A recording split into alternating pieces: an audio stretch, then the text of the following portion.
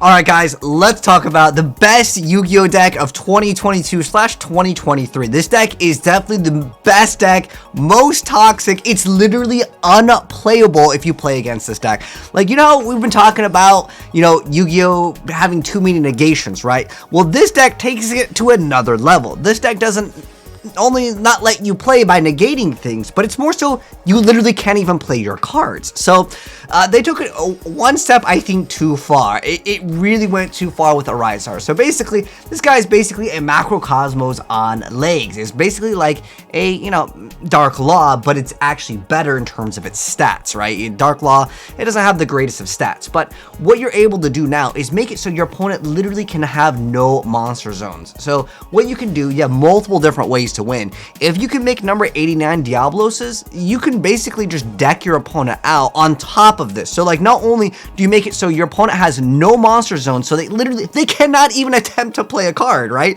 Or you can lock down, like, let's say you're playing against a deck that's all about back row, right? So there's certain decks that are like that, right? This guy's just like, dude, he literally cannot summon. They're all X'd out, and he's just going to start losing cards again and again from his main deck because he's just banishing the same amount over here with number 89. I'll play a couple replays, and I'll show you guys the deck going second. I'll show you if you open up Super Poly, because people are like, okay, well, what if you, like, open up Super Poly and you can make something? Well, it really comes down to, can you like Wing Dragon Raw Sphere mode? Like, who's main deck in triple Sphere mode, triple Lava Golem? I think maybe that will become a new trend because this deck is so toxic. The reason why I consider this deck super toxic is it's just like the same thing that I've been talking about time and time again, where like Yu-Gi-Oh has just gotten way too far with this power creep. I think that this just took it, again, to the next level when you can have so many different ways to open up with it because you just need to go for some rank 7, go for Shangri-La, and then you go for Arizar. You don't have to have the number 89. Number 89 is a additional win condition on top of your already win condition of your opponent cannot Yu-Gi-Oh.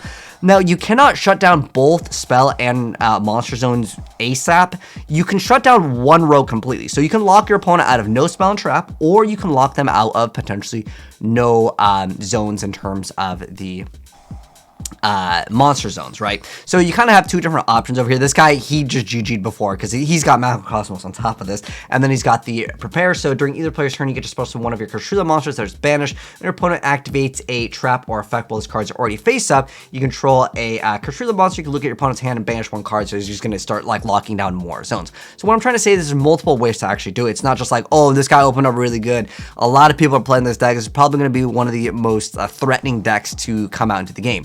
So I'm going to show you guys the deck going second because, again, the whole thing is like, you know, okay, well, it went first a couple times. Let me see it going second, all right?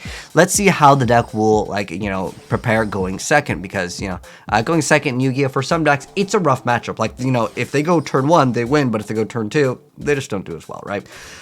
Let's see how it faces off against a TR Elements deck that's going to open up with some cards on the board. Then, you know, we'll see what the player does in reaction. Spoiler! This card's pretty good. I mean, you could maybe do this against your opponent, but if they automatically lock down your board, like, there is very few decks that can come back to you can't summon, right? Like, it is just way too unfair, and I think that they really need to think about what they're doing with some of these Yu-Gi-Oh decks that come out with an archetype that literally shuts down all your monsters. Like, you don't even get a chance to play. Like, you can't even summon to get negated. You just can't even summon. So in this instance over here, he was going to try to flip that card face down, but Called by the Grave going to be saving him with the Dark Ruler and with some of the newer support. And I'll give you guys a deck profile for this deck so you guys can go be toxic to other players, and eventually this deck will probably, you know, see some hits on the, you know, foreseeable next ban list. Although I think we might need one of those emergency ban lists because it's not fun, man. Like, let's be honest. Like, when you go into a duel and you literally cannot summon anything, like, what are you supposed to do? Just be like, well, you beat me. Like, I didn't open up with the hand traps. I just consider it, you know, it basically an L. And the deck can play through hand traps.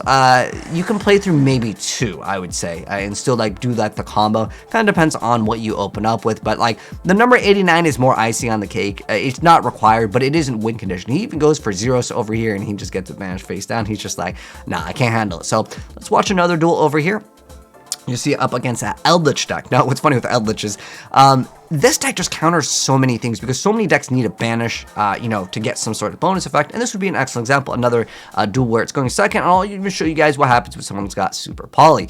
So he goes for the Unizombie. He's got the Curse Elden. He's got the Baildrock. Baildrock going to be coming back. Obviously, this combo is very nice. He's hitting him with the Dark Ruler No More. I think Dark Ruler No More is just going to be seeing a lot more play in the upcoming next formats. Maybe even Lava Golem at this point. Like I said, when you lock down your opponent, and this deck is popular, right? It's not going to be just like a deck where you know, some like random people are playing it and then it tops, right? Like I even was saying Math Mechs were super good before the deck even topped, and then it topped and everyone starts playing it. It's kind of just how Yu-Gi-Oh is, right? So he goes ahead and starts off his combo. He's got the YuGiOh Kshatri-La over here. Really good stuff indeed. It's basically a lot of just cards that can go into rank 7s. Number 89 again is really good because you start banishing a lot of cards, and you can start seeing he's starting to start banishing all of the cards. So what's really good, and I want to go over the full effect of number 89 because a lot of people are like kind of confused with like what the heck this thing does, because I was talking about it on my live stream and stuff. So how this card works, the most important is if a card your opponent controls, owns, and possesses is banished face down while you control this card, except during the damage step, you can banish cards from the top of your opponent's deck face down equal to their face down banished cards. So if they activate anything that starts banishing a bunch of cards face down, there's lots of cards that do that. Your opponent can actually deck themselves out. So number 89 Diablos is actually looking pretty good. So he's going to go ahead and negate that effect. He's got a Foolish, but it's not really looking too good for him in this scenario because remember, every single time he starts banishing those cards to get that certain bonus effect, he's going to have to banish more cards to the point where, yeah, it might not be looking too good for him over here. He even goes for a Blackluster Soldier Chaos. Is it going to be enough? But like, look, he just like lost all of his deck. He's got 3 cards left, 38 cards banished. Like, even if you get this, all he needs to do is just banish a couple more cards, and it's just GG's for him. Will he actually be able to make it? He even runs a Dimension Shifter. This is another card where it's like, it's very hard to out this card. Like, it is really hard. So he actually loses by deck out. So there's alternate win conditions. On top of already having like the most toxic turn 1, your opponent literally cannot actually play Yu-Gi-Oh, right? So let's go ahead and see this play over here. He's got the Super Poly, like I said, because this is a card that people are like, oh, no, what if he has Super Poly, right? It's a pretty good card. It usually doesn't get too many responses. So this time, remember, he only went with Shangri-La. That's all he's got. He's got 1 Shangri-La. He didn't open up Insane. The other guy's got Super Poly. He's got literally 1 monster on board, right? So he's going to go for the Despia over here, and then the Kshatri-La Fenrir is going to go ahead and activate its effect. He's going to go ahead and be able to lock down one of these zones. Keep in mind, some of these zones can be important. This deck doesn't really go for links too often. It's theoretically possible, but for the most part, it doesn't really. Like, your goal is Shangri-La, and then the brand new other Xyz monster, the Arise Heart. Those are like the 2 combo pieces here. Number 89 is icing on the cake. I mean, honestly, it's more of a win harder. I would rather play things that can disrupt potentially other hand traps that your opponent has, because if your opponent literally you cannot summon Yu-Gi-Oh, you know, they just lose, right? So he goes ahead and goes for the Super Poly, goes for the Mud Dragon over here. It's going to go ahead and make this little guy that basically is just kind of like a small body. I mean, it's got 1900 attack, though. It's not too bad. But at the end of the day, it doesn't have like any negations, and he's just going to start eating up those zones. And the thing with Shangri-La over here is that it's got a beefy amount of defense. I felt like maybe they should have made this card easy to like eliminate. Like maybe just, you know, like let's say it was a 0/0, right? That way you can at least like try to get over. But look at this. He's going for Draco Sack to get rid of the field spell. He's going to be able to attach Draco Sack to the, because this card has a really good effect. Once per turn, as a quick effect, you detach 3 materials from this card, target a card in the field, and banish it face down. So it is like a disruption on its own. But then on top of that, once per turn, if a Kshatri-La monster activates its effect, you can also summon it by using another Kshatri-La monster you control as material, and transfer its material. Any card sent to the graveyard is just straight up banished instead. So again, it's basically at this point like a Macrocosmos on legs. That's why this card is so good compared to Dark Law. Dark Law is what, 24, if I remember correctly. I used to play that hero deck all the time, but like this is just on the next level. Look, there's already 4 monster zones locked out. He had a Super Poly. He only opened up a Shangri-La right there, and you can see his opponent no longer can Yu-Gi-Oh. So if you do not beat this deck like ASAP, you're like, what do you do in this position? Like, even if he draws a monster, unless it's going to tribute his cards, he's locked out, right? Like he literally cannot Yu-Gi-Oh. So this is why this deck is super broken and super busted, toxic. I'll link some deck profiles down below via the Discord, just in case any of you guys want it. There's nothing really too special with the deck that wasn't already covered, other than like a lot of the cards just like special summon themselves, and then some of them are like just level. So again, the main core combo is just the double of these. This card, again, is icing on the cake, but so all the people running different builds. This is a card, Descendant of Thunder, which is pretty decent. It's just a free special summon. A lot of the new support is just like free special summon, free add cards.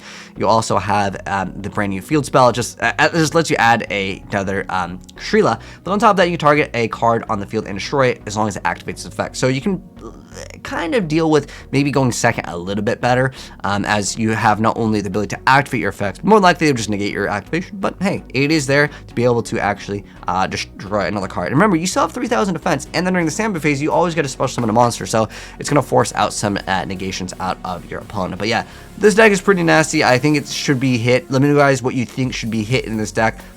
Maybe we'll get an E-ban list. It's been a while. I think the last E-ban that we got, like, you know, without like an official date. Heck, where's the ban list, man? Do we need to hit this before it comes out? That's the real question. Let me know it down below. Do you guys think this deck should be banned before it comes out? Like, so it doesn't work, because I think this is just a next level of toxic. Again, that's just my thoughts. Let me know yours down below. But thanks for watching. If you guys enjoyed the video, want to be up to date on more new Yu-Gi-Oh decks and crazy stuff, hit subscribe, turn the bell, and I'll see you guys in the next video. Take care. I'm out. Peace.